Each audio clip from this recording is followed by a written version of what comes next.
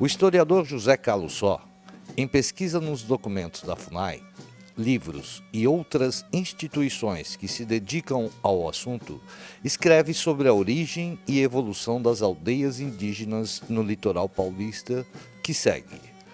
O casal Miguel Caray e Maria Tatachi, originários do Paraguai, moravam no Rio Grande do Sul por volta do ano de 1940. Maria era curandeira e líder espiritual de seu grupo. Naquela época, os fazendeiros locais começaram a criar atritos com os vizinhos índios, o que fez com que o casal e seu grupo deixassem o local e começassem a habitar o litoral paulista, estabelecendo-se primeiramente em Itariri e Bananal, no município de Peruíbe.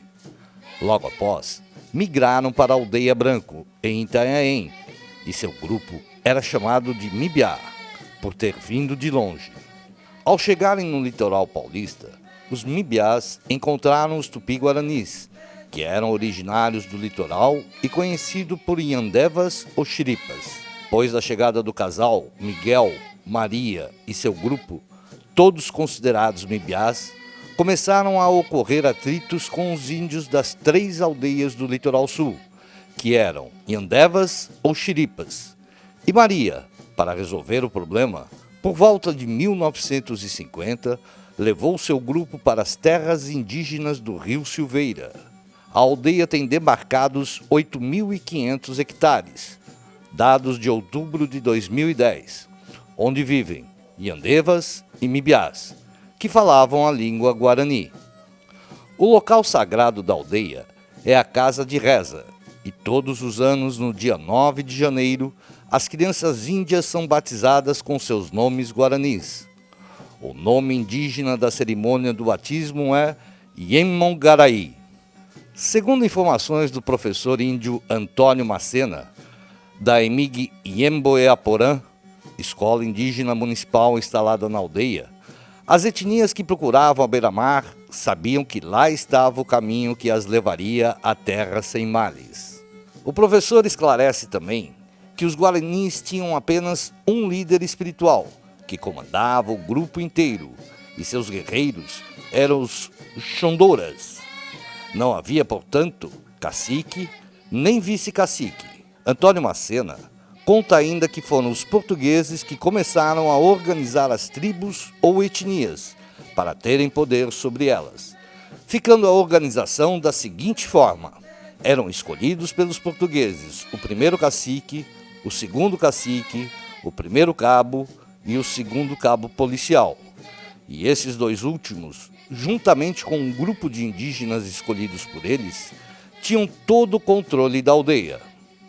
A partir daí, houve muita repressão contra os indígenas, com violência e mortes, até que algumas etnias foram totalmente dizimadas, como, por exemplo, os tamoios. O professor Antônio esclarece também que no início da ocupação das terras pelos indígenas do litoral paulista, eles sofreram pressões dos invasores de terras que se apropriavam das mesmas, já ocupadas, cercando-as com arame farpado. Assim, as etnias iam se afastando, temendo a violência dos poceiros. O primeiro cacique das terras indígenas do Ribeirão Silveira foi o cacique Gumercindo, que no seu leito de morte nomeou Jeguaca como seu sucessor.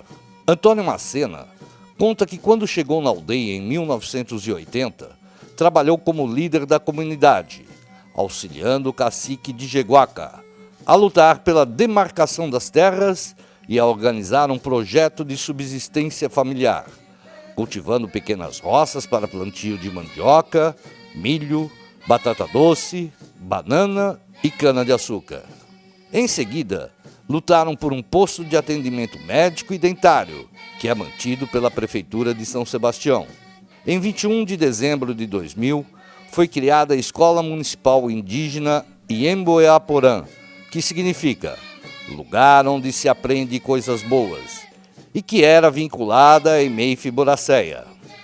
Em 19 de abril de 2001, passou a ser autônoma, funcionando em prédio próprio, que tem salas de aula com formato hexagonal, lembrando as ocas. Hoje, a escola atende 75 alunos do 1º ao 5º ano do ensino fundamental, no período da manhã, que é ministrado em português e guarani por professores índios, que são graduados pela USP, no curso especial de Magistério Superior Indígena.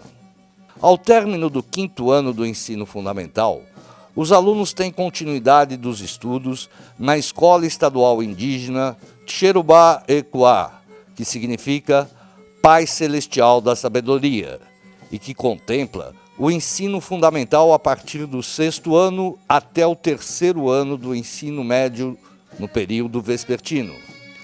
Nestas escolas próprias, há a preocupação de valorizar o saber tradicional, reconhecer a organização social com seus valores, história, enfim, a dinâmica sociocultural necessária para a continuação e preservação da identidade étnica.